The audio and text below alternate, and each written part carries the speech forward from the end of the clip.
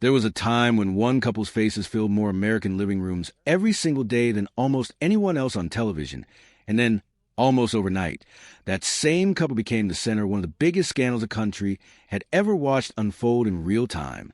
Decades later, people still ask the same questions. What really happened behind the cameras? How did ministry that touched millions of lives end in a federal courtroom? And what became of the man and woman at the center of it all? This is the real story of Jim and Tammy Faye Bakker. Long before the controversies, before the courtroom and the headlines, Jim and Tammy Faye were two young people who believed, with total sincerity, that they were called to ministry. Tammy Faye was born Tammy Faye LaValle in International Falls, Minnesota, the oldest of 8 children in a family that had very little money. The house she grew up in didn't even have indoor plumbing, and from an early age, she was helping raise her younger siblings. Life was hard, but her faith was not something she borrowed from her circumstances.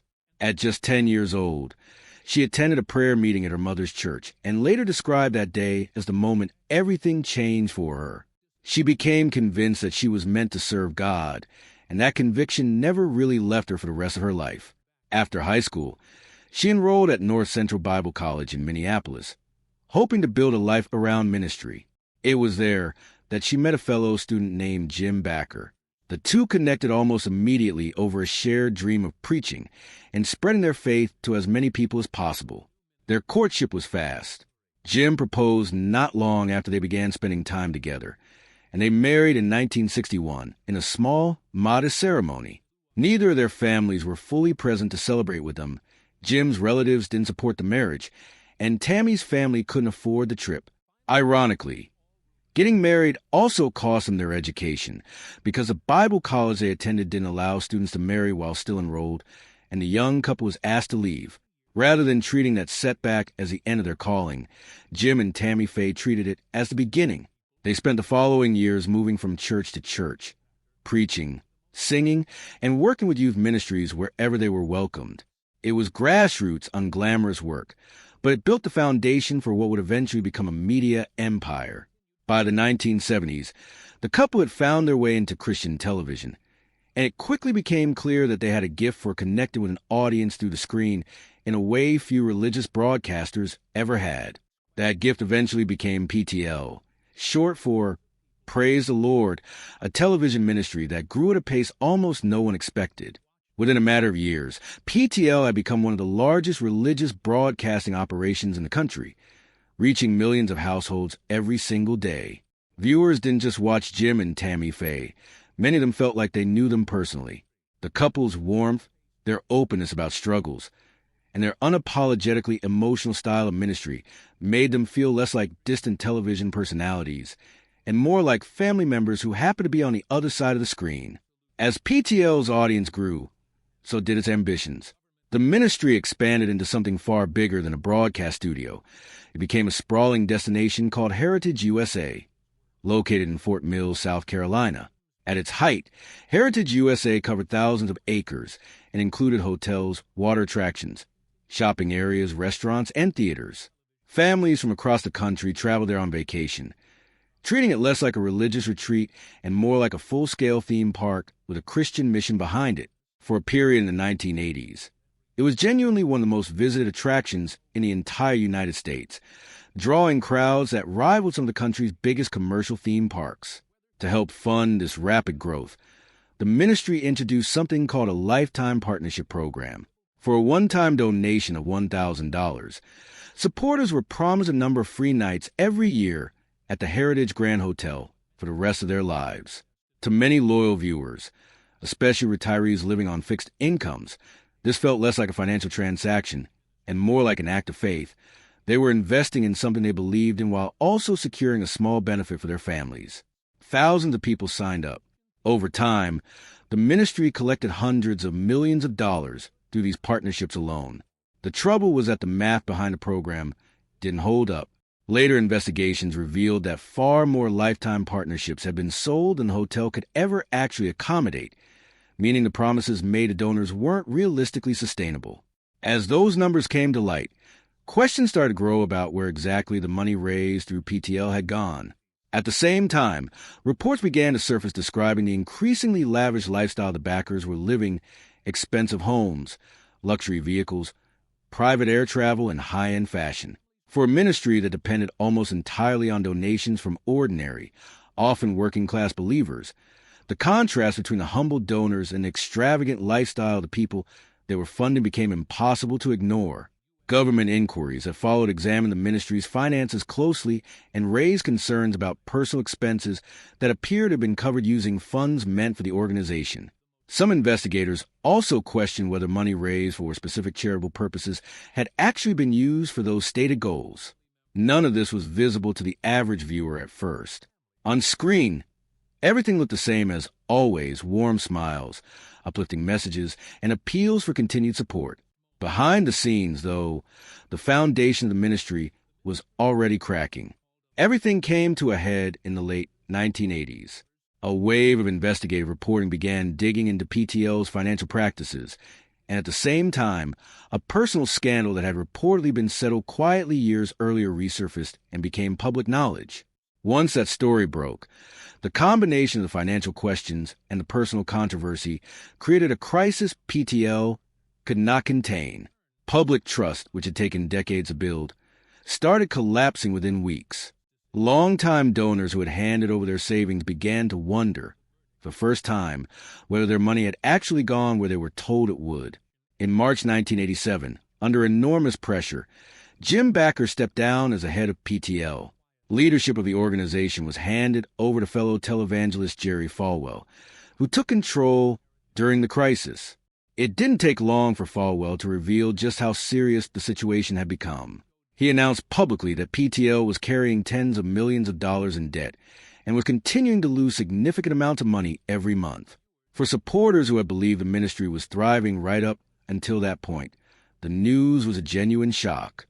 What had looked from the outside like an unstoppable religious media empire was, in reality, financially unstable and unraveling fast. From there, the story moved out of the church and into federal court. Investigators spent months combing through PTL's financial records, focused specifically on how donations had been solicited and whether donors had been promised things the ministry could never realistically deliver. What had started as a controversy over ministry spending eventually became a full criminal case. In December 1988, federal prosecutors charged Jim Bakker with multiple counts of fraud and conspiracy tied to how the Lifetime Partnership Program had been run. The trial began the following year in Charlotte, North Carolina, and became a genuine national story. Reporters gathered outside the courthouse every day, and millions of Americans who had once watched Bakker preach on their television screens were now watching him stand trial instead. The proceedings were long and difficult. At one point, the trial was temporarily delayed after medical professionals testified about the toll the case was taking on Bakker emotionally. Eventually, though, testimony concluded, and the case went to jury. After weeks of evidence, the jury found Jim Bakker guilty on every count he faced. He was initially sentenced to 45 years in federal prison, along with a substantial fine, a sentence so severe for financial crimes of that nature that it drew criticism from legal experts around the country. Bakker appealed, arguing that mistakes had been made during sentencing, and a federal appeals court eventually agreed that the punishment needed to be reconsidered. While his conviction stood, his sentence was ultimately reduced. In the end, he served close to 5 years behind bars before being released on parole in 1994. While Jim was serving his time, Tammy Faye's life was changing just as dramatically, even though she was never charged with a crime herself. Investigators determined that although she was a visible and beloved presence on PTL's broadcasts, she did not hold an official leadership role within the organization, which was part why she wasn't included in the criminal case. But the personal cost to her was still enormous. Her marriage to Jim ended in divorce in 1992, and the following year, she married building contractor Rumo. In the years that followed, Tammy Faye slowly rebuilt her public identity, and in many ways, she became known for something different than the scandal that had defined the end of PTL. One of the moments she became most remembered for was an interview she conducted in the 1980s with a minister who was living with AIDS at a time when public fear and misinformation about the disease were widespread, even within religious communities. Instead of distancing herself, she spoke to him with warmth and encouraged her audience to respond with compassion rather than judgment. Looking back, many people have described that conversation as remarkably ahead of its time, and it became one of the defining moments of how she was remembered. She was open, too, about her own struggles. In 1987, amid the collapse of PTL, she was hospitalized with pneumonia, and during treatment, doctors discovered she had developed a dependency on a prescribed anti-anxiety medication that had originally been given to help with her fear of flying. After leaving the hospital, she entered treatment at the Betty Ford Clinic. She later spoke about how difficult that period was, but also how it ultimately helped her and brought her closer to her family. Her final years were marked by a long battle with illness. She was diagnosed with colon cancer in the mid-1990s, and despite treatment, the disease eventually spread. In July 2007, she appeared on national television for what would be her last public interview. Even visibly weakened by illness, she spoke openly about her faith and said she trusted whatever came next. She passed away the following day at 65 years old, closing out a life that had included extraordinary highs, painful public failures, and a genuine, lasting impact on how compassion was talked about within American Christian broadcasting. Jim Bakker's story, by contrast, continued for years after his release from prison. He eventually returned to television, launching a new ministry based in Blue Eye, Missouri. His new broadcast focused heavily on emergency preparedness and biblical prophecy, and the ministry became known for promoting long-term survival food supplies and related products aimed at people preparing for uncertain times. Some longtime supporters continued following him, while critics questioned whether the lessons of PTL's collapse had really been absorbed. That question resurfaced sharply in 2021, when Bakker faced renewed legal trouble after promoting a product called Silver Solution during the COVID-19 pandemic. Government authorities argued that the health claims made about the product weren't backed by scientific evidence. The case was resolved through a financial settlement that included civil penalties and restitution. Bakker did not admit wrongdoing as part of the agreement, but the episode reopened public debate about his ministry and his credibility. Looking back at the entire arc of the Bakker story, from a young couple preaching in small churches to the founders of one of the largest religious broadcasting empires in American history, to a scandal that ended in a federal prison sentence, it's a story that still resists a simple ending. For some, it remains a cautionary tale about unchecked power, unquestioned trust, and the danger of mixing enormous sums of donated money with very little oversight. For others, particularly those who remember Tammy Faye's compassion during the AIDS crisis or Jim's insistence, even after everything that his faith carried him through, it's a more complicated story about human failure alongside genuine belief. What is clear is that the Bakkers' rise and fall permanently changed how many Americans thought about religious broadcasting. In the years after the PTL trial, donors across the country became noticeably more cautious about where they sent their money, and many ministries responded by being more transparent about their finances. Some religious broadcasters even pointed to PTL as the reason they shifted toward funding their programs primarily through their own local congregations rather than relying on national fundraising appeals, arguing it created stronger accountability. Whatever side of the story people find themselves drawn to, the case remains one of the clearest examples in American history of how quickly public trust can be built, and how much more quickly it can be lost. Tammy Faye Bakker Messner died in 2007, remembered by many not just as a television evangelist, but as someone who showed unexpected kindness during a time when kindness towards certain groups was in short supply.